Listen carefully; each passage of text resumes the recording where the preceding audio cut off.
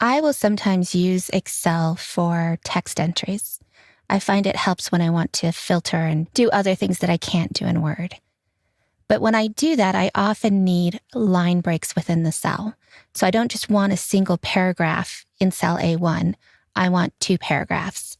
So, this is the rule. And then if I hit enter, it's just going to go to the next cell. So what I need to do is use Alt-Enter. The rule is as follows. I'm just making something up here. And that put it on a separate line. So Alt-Enter, just click into the cell wherever your text is.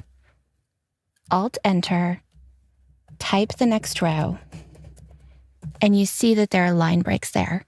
Enter doesn't work. Enter will take you to the next cell, but Alt-Enter will take you to another row within the same cell.